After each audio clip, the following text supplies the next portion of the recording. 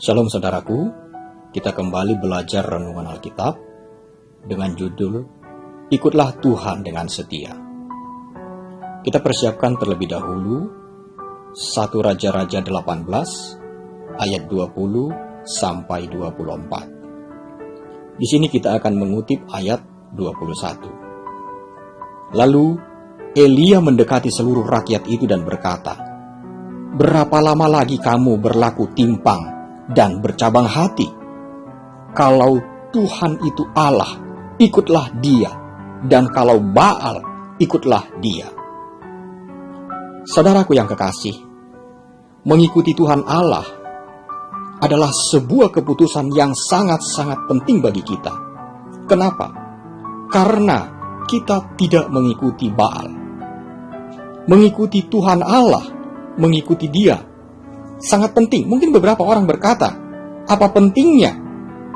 Di sini saudaraku, kita harus mengetahui keputusan apa yang kita ambil, keputusan apa yang kita pilih, memutuskan untuk mengikuti Dia, Allah yang hidup. Hal ini berkaitan dengan pengakuan bahwa Tuhan Allah, Dialah yang memilih kita. Kita bisa melihatnya di dalam 2 Tesalonika 2 ayat 13. Maka saudaraku, mengikut Tuhan adalah jawaban atas keterpilihan berdasarkan kasih karunia-Nya. Ia telah memilih kita dalam kesadaran bahwa Ia tidak dapat mengingkari janjinya. Saudaraku, undangan Nabi Elia agar umatnya mengikutinya, di sini memerlukan keputusan dalam kesetiaan.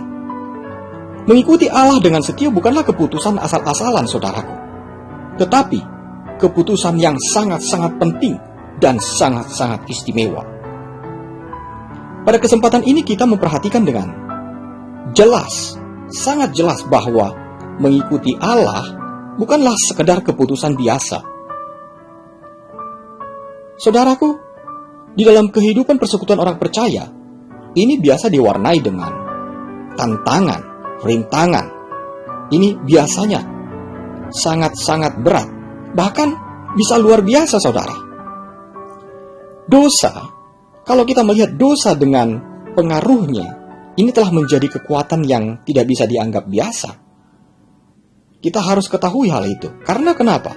Kejahatan telah hadir dalam jumlah yang besar dan bergelora di semua lini kehidupan, bahkan menantang kebenaran.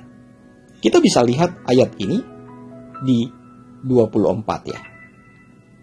Kuasa Allah yang menyertai dan menopang kehidupan umat dianggap tidak berarti, sehingga kebenaran dipercaya akan lenyap. Benar nggak seperti itu? Saudaraku, jawabannya pasti tidak. Perilaku yang timpang dan bercabang hati, ini orang yang mendua hati, saudara, dalam ayat 21a, telah menyebar. Ini bagai virus. Nah, kita tahu sendiri bagaimana virus itu menyebar ya. Bagai virus penyakit yang mematikan. Nah, inilah bentuk dari mengikuti Baal, yang membuat pribadi pengikutnya menjadi kebal terhadap teguran dan nasihat. Mereka akan mengabaikan firman Allah. Jangan sampai hal itu ada di dalam kehidupan kita, saudara. Baal dan Babel lalu menjadi istilah yang tepat dari mereka, orang yang menyangkal kuasa Allah. Saudaraku, selaku pengikut Yesus, kita perlu terus-menerus berjaga-jaga bahwa kuasa jahat akan berusaha merusak kehidupan kita, berusaha merusak kehidupan keluarga kita. Nah, itu perlu diwaspadai. Kalau kita melihat di akhir-akhir ini, mungkin banyak orang yang tidak menyadari, baik pribadi atau keluarga atau suami istri, tidak lagi peka terhadap kebenaran. Orang menutup kuping dari kebenaran, tidak mau mendengar kebenaran. Hati-hati, saudara. Anak-anak contohnya, mereka tidak lagi menjadi pengikut Allah, pengikut Tuhan, tetapi menjadi murid-murid yang kita tidak ketahui apa yang menjadi pedoman dasar hidup mereka. Maka mengikut Yesus bukanlah sebuah keputusan yang bersifat sesaat, saudaraku, tetapi sesuatu yang sangat mendasar dan sangat-sangat penting. Kita yang memutuskan, saudara memutuskan siapa yang akan saudara ikuti. Mengikut Yesus akan terus memberi pengaruh yang kuat dalam kehidupan untuk terus maju. Saudaraku, maju dalam kehidupan rohani dan juga kehidupan dunia. Maka kita bisa melihat sebagai contoh di Karmel. Di sini terjadi pembuktian bahwa Allah mampu berkarya. Di keluarga kita pun Allah tetap berkarya. Dalam kehidupan kita pun Allah tetap berkarya tanpa kita sadari.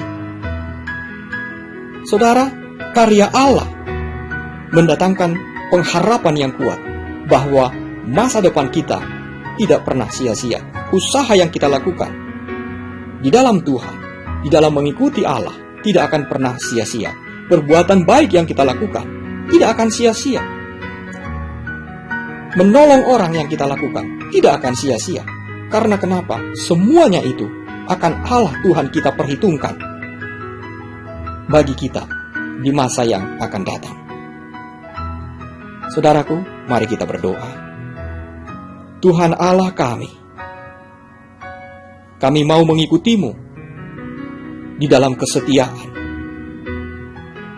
Kuatkan kami dan teguhkan kami. Biarlah Engkau yang tetap bersama dengan kami di dalam kehidupan kami untuk tetap setia mengikuti Engkau ya Bapa, Allah yang hidup. Terima kasih Bapa. Di dalam nama Tuhan Yesus. Haleluya. Amin. Bersama saya Maruli Tua Sinambela, Tuhan memberkati. Amin.